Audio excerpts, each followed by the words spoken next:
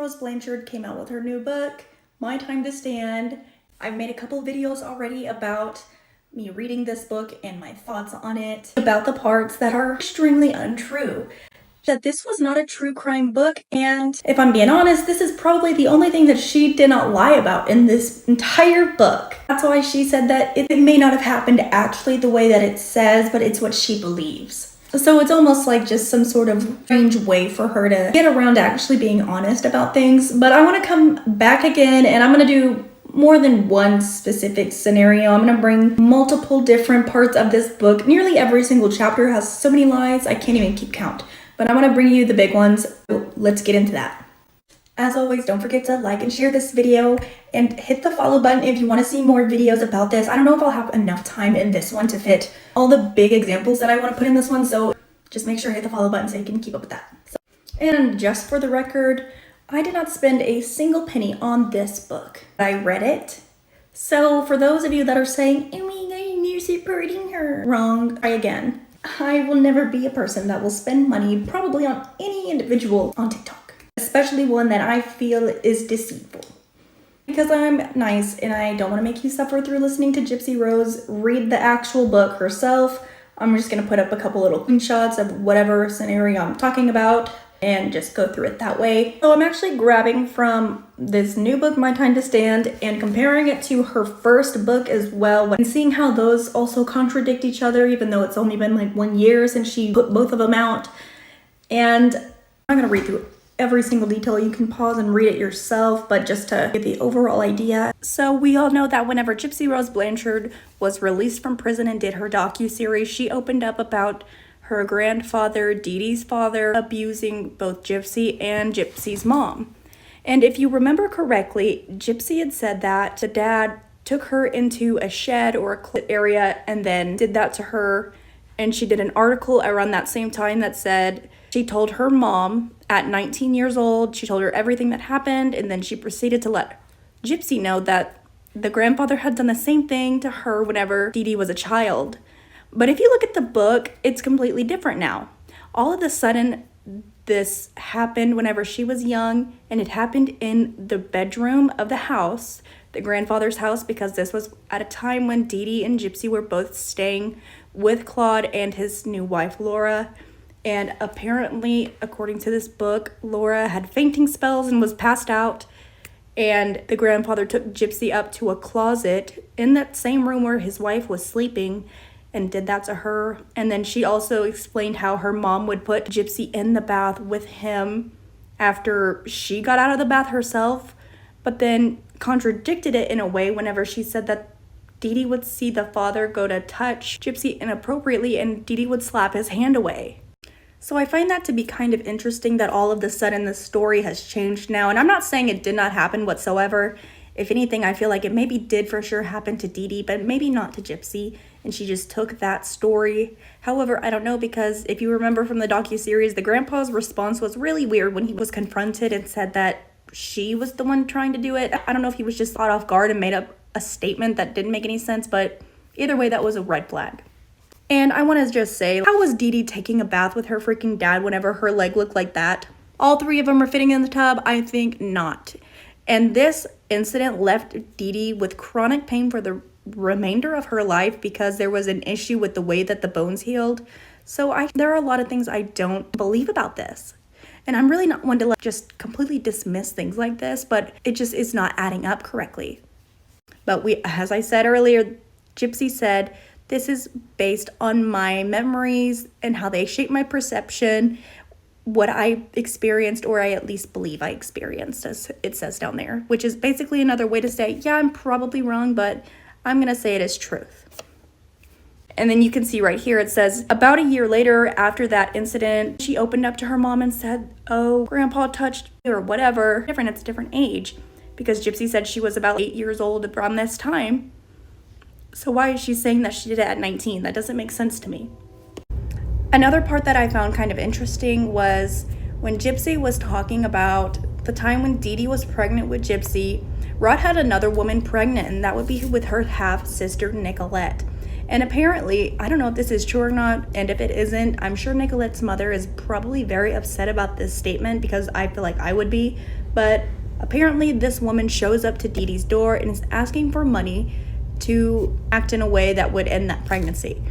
And Dee Dee, according to Gypsy, was a devout Catholic all her life, and she was completely pro-life. But interestingly enough, later on in the book, whenever Gypsy got caught with Dan, Dee Dee apparently said that if you're pregnant, we're going to go end that pregnancy immediately. So I'm just wondering, if she wouldn't do it for two Rods, maybe side chick, since him and Dee Dee were married, why would she do it to her own daughter? I find that a little bit interesting. Plus, if this were true, why would Gypsy ever think it would be a good idea to have Nick impregnate her, stating that I thought he would have to be in my life, if Dee Dee had already said, no, you're getting pregnancy ended? I don't understand that. This is between the first and second book. If you remember correctly, Gypsy had talked about the Roundup incident where she apparently watched her mother put stuff in Laura, the step-grandmother's food. In her first book, she says that Laura told her. So according to Laura, my mother put Roundup, a toxic chemical fertilizer, in her food. Laura, Christy, and Dee Dee all worked together. But now in this book, Gypsy says that she witnessed it when I saw her putting Roundup in her stepmother Laura's food. Told and now she remembers? I don't believe that. I think Laura had a vendetta against her. But moving on to this one, I feel like this was the most pointless lie in the book, saying that she was forbidden to play with Barbie dolls because Barbie dolls were too developed and Barbies had Ken. Apparently in this new book, Gypsy, which I'm going to show you some pictures to prove why this is a lie, but she said that her mom, Dee Dee, did not want her playing with anything other than an infant baby doll that was just like a little squish baby that had absolutely no anatomy. Apparently, Dee Dee made Gypsy be completely clean shaven all the time, which is contradictory to, one, if you remember correctly, on the night that this whole thing happened, Gypsy was going to shave. So if her mom made sure that she was always shaved all the time in order to preserve her innocence and make her appear younger, why would she have to shave at that moment and also tell Nick that her mom didn't allow her to shave? That doesn't make any sense. And then Gypsy said, I don't know if it had to do with my mom's abuse or my own, blah, blah, blah. It just doesn't make any sense to me. I mean, clearly the girl's playing with Barbies. Look at the pictures. It's such a bizarre thing to lie about. If you even look at this one, she posted on Facebook that she made her own 50 Shades of Grey dolls. Weird. I was completely blown away by the brand new alternative narrative that she just created about Nick on that night. And she made him out to be a huge monster. It was really insane. Things that we've never heard about this story until this book. With my head bowed, I slowly walked into my bedroom. I never sat in the wheelchair again. I felt exposed and vulnerable in my nakedness, my baldness, I thought it said bald ass, and my gummy mouth. Nick had ordered me not to wear my wig or dentures. He wanted me stripped of everything. I resembled an alien from one of his many extraterrestrial nations that he colluded with in his various fantasy worlds and realms. As I passed my mother's bedroom, I didn't look in directly, but peripherally, I saw mounds of blankets on the bed and bags of clothes, buried in her own chaos. But if we look at the text, Gypsy was wearing a nightgown and then she decided to take a bath and then was needed to clean the house naked. But you can clearly hear Nick say in the interrogation video that she was wearing a brunette wig. She was not bald and without her dentures. So the fact that she just brought this up to make him look like some kind of narcissistic psychopath, like a true monster that has some agenda to break down women, I really don't think that's what he was trying to save Gypsy. She manipulated him. That's very clear. And he did something very wrong that is almost unforgivable, but she manipulated him. He didn't break her down and bend her will. There's zero proof of that whatsoever. She was in control the entire time. At no point, even in the text messages, is it apparent that he was actually the one in charge or behaved like that. Half the time, he was aware of what she was actually saying or why she was doing certain things. He just really couldn't understand why she would blow up on him out of nowhere. If he didn't respond correctly, she would freak out. He didn't really get it. If he didn't act happy enough about having to do this to Dee Dee, she would freak out on him and threaten to break up with him. And I find it incredibly telling that she clearly thought she was not in trouble whatsoever, period. Because if you look to right there, she's talking about, I will use the $4,000 I have to get you the very best attorney. She knew he was going down and she was just going to be off scot-free. I love you. Stick to the story, babe. I promise I'll get you a lawyer. Bye. That's why she was talking about going to the movies and all this nonsense to the other detective that was there. And then letting on that she was still in love with Nick for the longest time. But if you go back into the case file, you can see a letter that she wrote to her Aunt Rachel and Uncle Ray. And she was like, my ex-boyfriend did this. I had no idea what he was doing. And it was very soon, just a few weeks. She was already considering him an ex. Not her boyfriend. It was an ex. She was washing her hands of him. And basically, in this new book, she's talking about how Nick was taking her virginity at the movies and she was on her period and all this stuff. It was overly graphic, in my opinion. But if you go to her first book, you can see right here, she says, Nick had thought that he had taken her virginity, which he didn't. So why would she say he did it in the first one and then now she's back to being a virgin in this one? That makes zero sense. And then she goes on to speak about, well, I guess this was really in the beginning. What was the final straw? What was that incident that led up to the death of Dee Dee? And she goes to say that there was the intent to schedule a surgery to cut her throat, meaning they wanted to look at her larynx. I don't even know if this is true. I've never seen the records for that.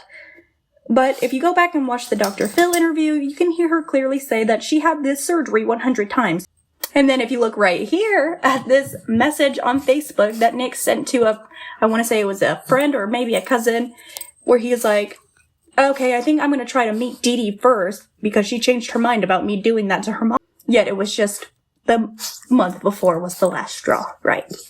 Go back and forth between saying I had nothing wrong with me, but my mom made my teeth fall out. Well, I did suck on a bottle till I was 23. Well, my mom made up all these illnesses. Well, I do have a chromosome disorder, but I don't have any side effects. And then she was like, one legitimate medical condition that she does have is lactose intolerance. And if you remember Waffle House and Gypsy ordered some food and was eating and then had some chocolate milk, but Nick said she had forgotten and began getting sick, and she said she was doubled over in pain. But she also said that she drank Pediasure every single night in her bed, which has mashed gravy that she would eat, milk, a lot of stuff that she eats even still to this day, milk. It was like pretty harsh with Dee Dee, just like talking mad crap on her. So one of them brought up how Laura, her step grandmother, passed away, and Claude remarried, worked at the hospital with Dee Dee. We know this. One day, Laura opened Dee Dee's work locker and stole her wedding picture out of her locker and ripped it in half and tore up just her face and body. Laura did that to Dee Dee.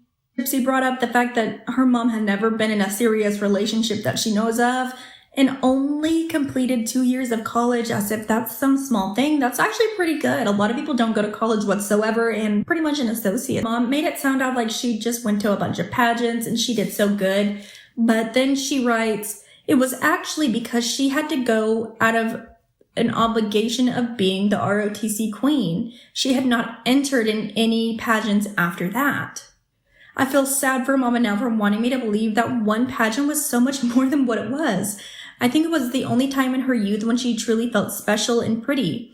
She would tell the same stories of her glory days over and over again, how celebrities hit on her on Bourbon Street or how musicians put her name in their songs and in their notes of their albums. Was she trying to get my adoration, my attention? Was she trying to make me jealous?